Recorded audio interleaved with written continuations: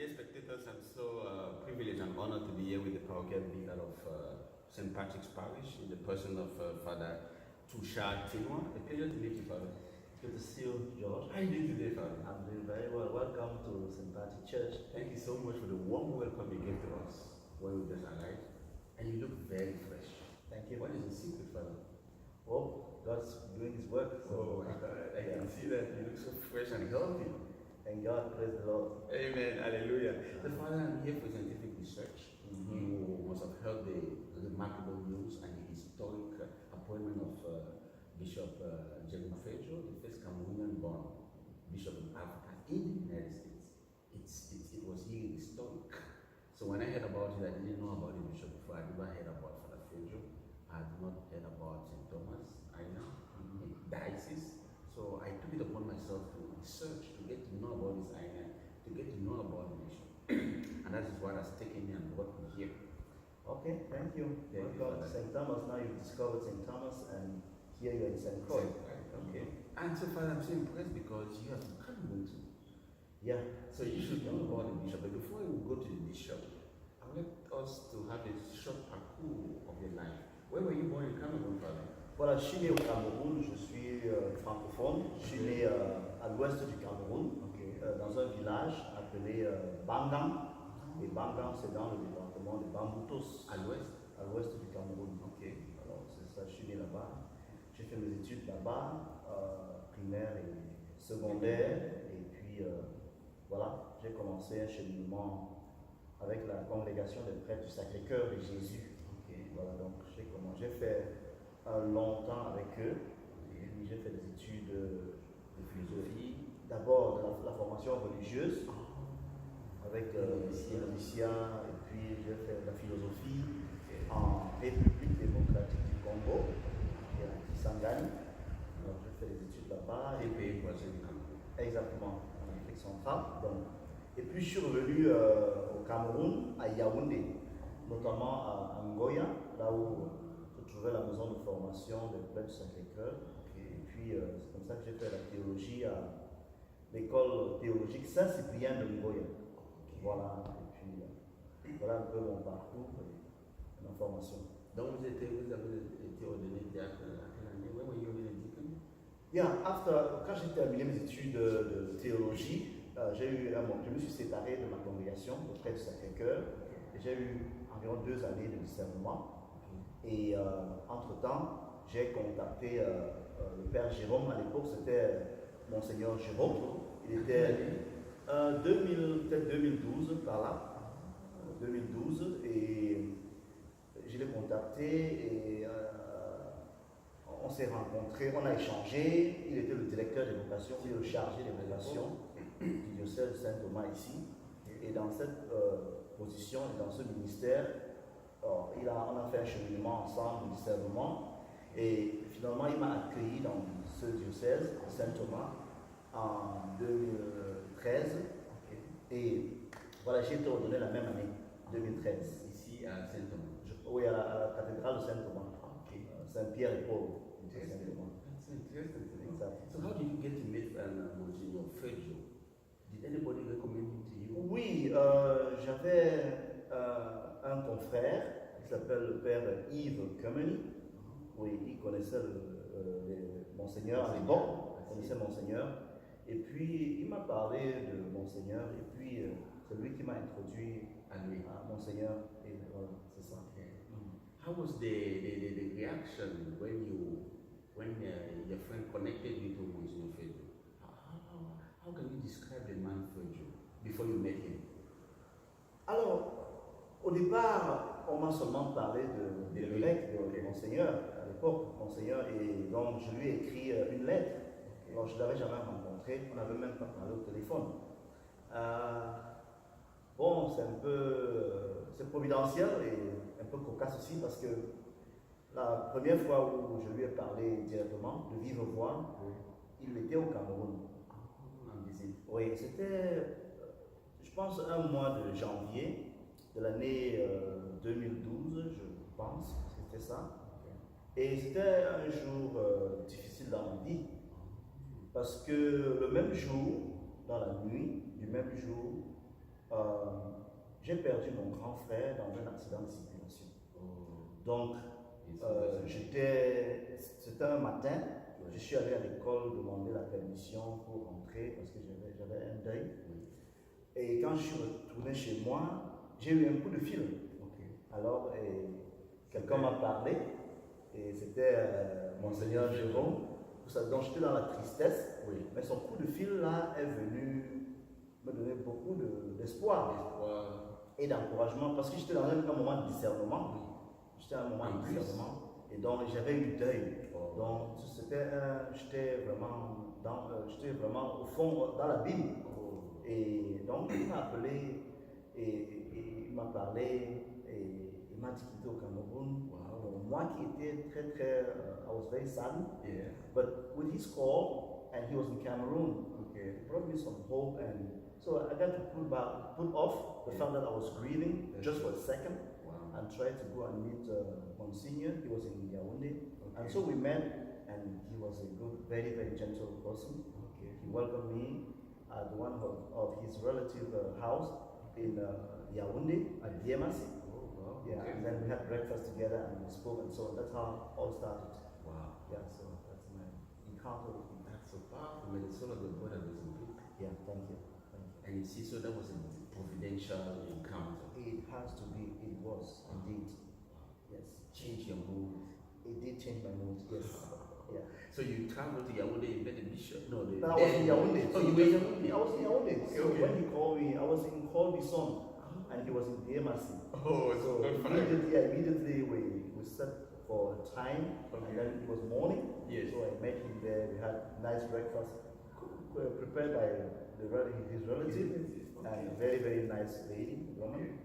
And then it was so great that when we met that day. Father, you are extremely bilingual. I mean, you are fluent in 2 languages, English and French, and I'm so impressed. Oh, yes. You are really a real Cameroonian. Yeah, let's say I did my studies, everything in French, and since I came to this country, I've been trying to learn some English as well. You are doing well. Your English is impeccable. Congratulations. Thank you. So moving, Father Touchard, moving from meeting the bishop, tell me about the next step. You moved after that encounter with the bishop, what was the next process? Yeah, we keep talking, and he, in his role as vocational director, he was discerning, and we kept talking, and then he went back to America. I stayed in Cameroon, and we kept in touch, and at some point he decided to invite me into the diocese, and of course I was ready for that, so we went ahead with the paperwork, immigration situation, and so on, until everything was ready, okay. I think it was in May 2013. I see. So I got a visa, and so he welcomed me at the airport in St. Thomas, and it was great. Tell me your experience when you landed at St. Thomas. The difference between Cameroon and St. Thomas? Cultural difference? Je peux dire que c'était un peu consolant de remarquer que déjà au niveau du climat, il n'y avait pas un très grand cultural shock. Pas beaucoup, puisque j'ai remarqué, et c'est encore le cas aujourd'hui, que les îles Vierges américaines, où nous sommes ici, il y a beaucoup de similarités avec, avec l'Afrique, le Cameroun. Déjà au niveau du climat, au niveau des personnes. Donc, il n'y avait pas un très grand choc culturel. Bon, une chose, immédiatement, j'ai remarqué qu'on conduisait à gauche, voilà les petites choses qu'on remarque rapidement. Et bon, c'est ça, le choc, mais c'était très bien, quoi. C'était très bien. Donc, alors j'étais à l'aéroport en train d'attendre mon bagage, et puis il est venu, il a fait une petite blague. Hey, qui cherches-tu là? Oh. C'est merveilleux. Alors, il était avec le père Boniface. À l'époque, le confrère Boniface était diacre. Il est du Congo. Mais il est près de ce diocèse. So, ils étaient à l'aéroport ensemble. Et donc, ils m'ont embarqué et puis on est allé à la collectora de la cathédrale à Saint-Thomas. So, you came to St. Thomas. After that, what happened? Qu'est-ce qui s'est passé après? Yeah, j'étais là, j'étais en train d'observer et le discernement continuait. Donc j'ai vécu à la cathédrale et j'essaie de rendre des petits services là. Et après. Nous sommes comme séminaristes. Exactement, puisqu'on m'a accueilli comme séminariste du diocèse. Wow. Un Donc, séminariste est très complet des études de formation. Théologie, philosophie. Oui. C'est complet. Oui. Wow. On n'est jamais complet, mais j'avais quand même bien fait un parcours intellectuel. J'allais dire requis. Le parcours requis. Exactement. Et donc, après 3 mois, j'ai été ordonné diacre. Wow. Et l'évêque, à l'époque, c'était son Excellence Beva, Herbert Beva. Il était très amical et il aimait bien parler français avec moi, puisqu'il a un héritage francophone aussi. Donc, ça s'est passé bien. J'ai été ordonné diacre en août 2013, je pense. Août 2013, 17 août. Voilà. Et après ça, quelques jours après, on m'a envoyé en Amérique du Nord, à l'université de Saint Thomas, Saint Thomas University, dans l'état de Minneapolis, dans l'état du Minnesota. Ah, Minnesota. Yeah, so Saint Paul, Minneapolis. Et quel était le but de cette voyage? C'était pour apprendre l'anglais, puisque even as I had completed my studies and even as I was ordained as a deacon, yes, I was not like totally ready to really function as a minister in the diocese because I am a francophone. Exactly. My English was very, very, very limited at the time. I see. So they sent me there so that I can learn English. How was the experience there, Father? They sent me to one of those schools they call ESL. So learning English as a second language. Exactly. So, but also I think at some point, Monsignor, he was Monsignor at the time. Okay. He recommended that I can take some classes, not just be there learning, taking some English classes. He wanted me to enroll in some academic classes that would push me to really master the language. I think it was a good idea, him doing that. And I ended up getting enrolled in a master program at that university. And so I was living with a seminarian at St. Paul Seminary. I'm actually wearing a shirt of St. Paul Seminary. I wanted to ask why Father decided to dress so elegant and with black. Now I understand. I mean, this is just a shirt. So I was there, and then I spent like a year and a half. Then doing that master's program. Yes, and it really helped me to get to know the language a little more. Exactly. Faster. Yep. Wow, I really appreciate it. That's what happened. So I'm grateful for that, for the opportunity he gave me to learn that language and to So after the language was successful, you came back. Yes. So in 2015. Yes. 2015, I came back and my ordination I was accepted. Okay. For ordination. For ordination. Basically ordination. Yes. And then I was ordained on February 14. Okay. February 14, yes. 2015. Wow. The feast of Cyril et Méthode, voilà, la fête de Saint Cyril et Méthode. C'est Valentine Day. Exactly. Dans le monde séculaire. Exactly. Yeah. Wow, what a special day. C'est Valentine Day, mais c'est la fête de Cyril et Méthode. Ça, c'est le jour où j'ai été ordonné en prêtre. Marié avec l'église. Exactement. Wow. Exactly. So after your ordination, Father, where were you transferred to? Voilà, après mon ordination, ma première affectation était à la cathédrale comme vicaire du recteur, qui était Monseigneur Jérôme. Donc j'étais vicaire là-bas. J'ai travaillé avec lui pendant 6 mois environ. Okay. 6 mois. Et après, j'ai été affecté ici à Saint-Croix. Oui, en 2016. En 2016, j'étais affecté à Saint-Croix, à la paroisse de Holy Cross, à Christiansted. Donc j'ai passé un moment là-bas, 1 année et demie environ. Et puis j'ai été affecté.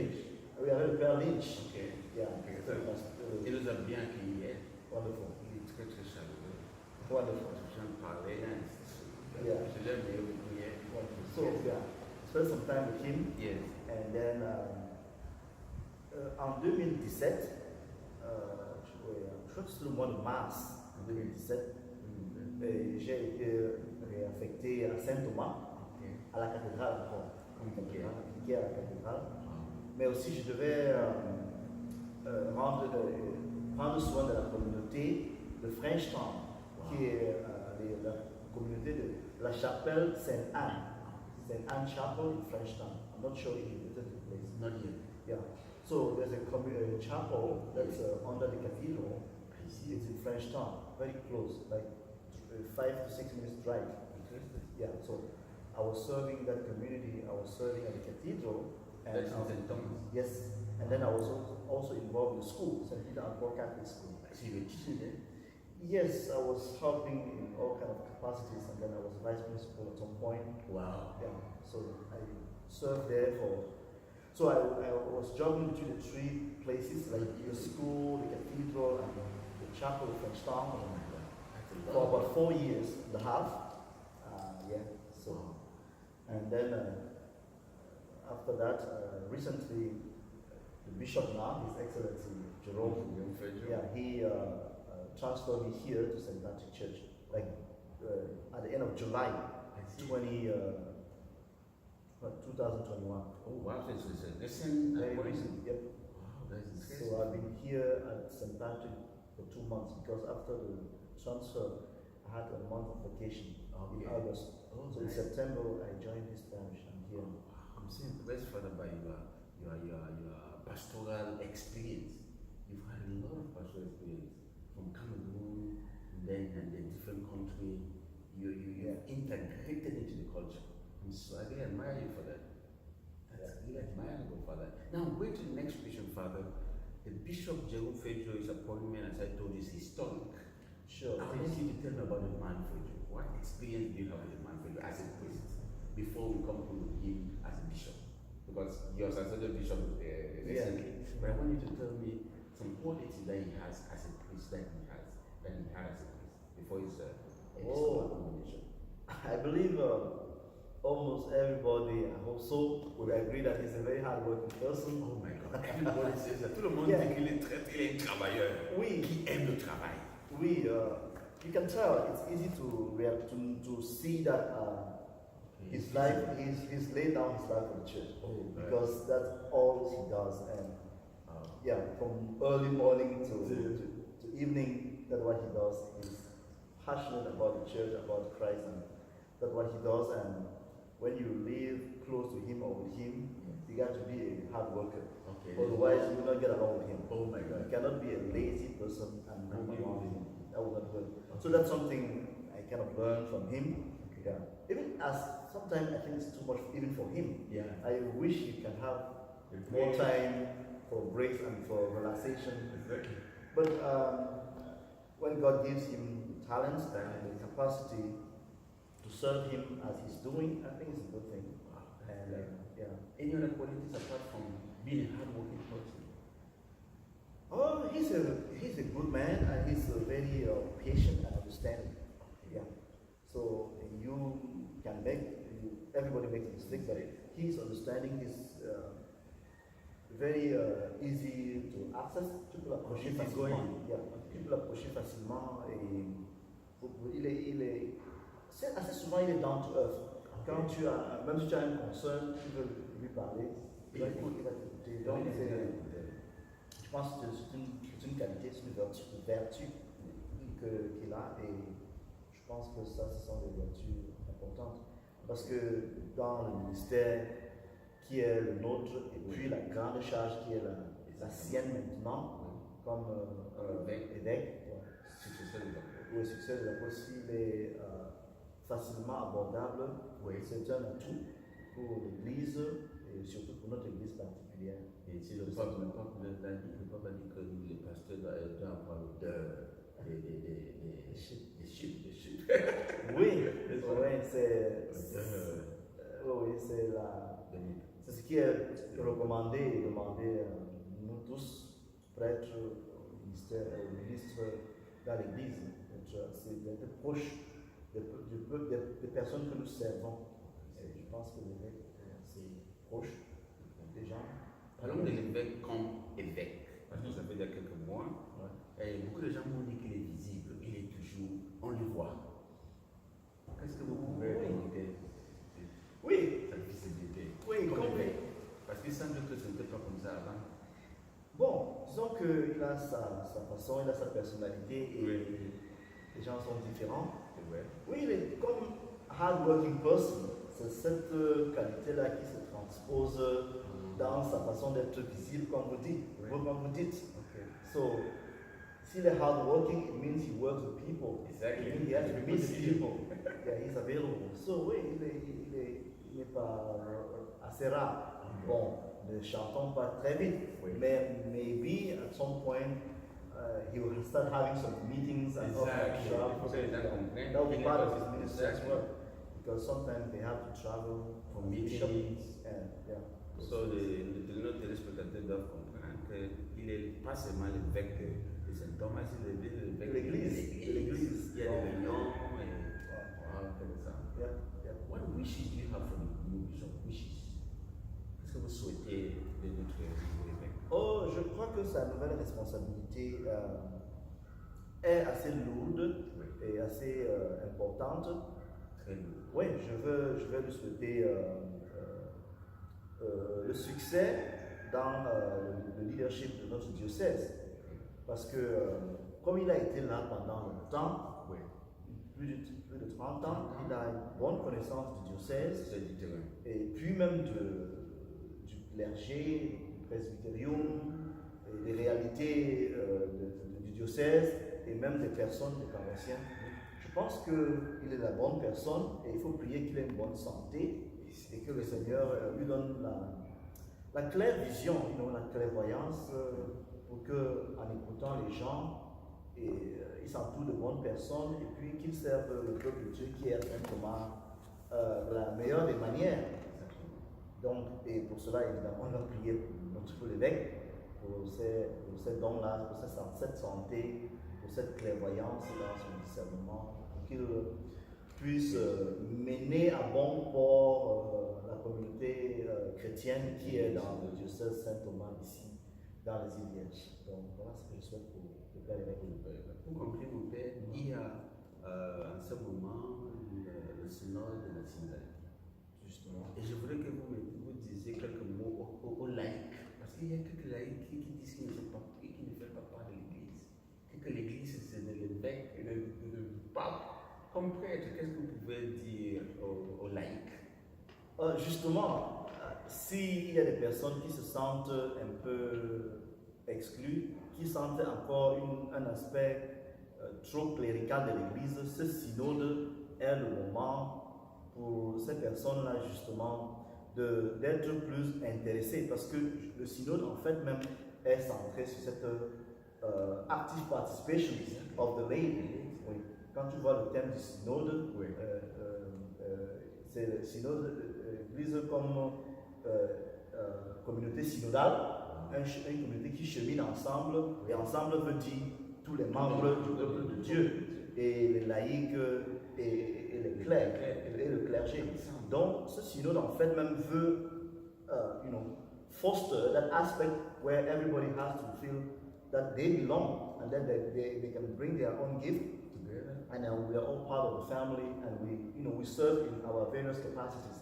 That's, ce synode est vraiment approprié pour revitaliser cet aspect de l'Église qui n'est pas une affaire du clergé seulement, mais une Église communion, whereby le peuple de Dieu, il est ensemble, on chemine ensemble, chacun dans sa vocation et dans ses responsabilités, offrant les talents que l'on a pour servir, pour cheminer ensemble et construire le royaume de Dieu ici à Saint-Thomas, comme diocèse, et puis dans l'Église universelle.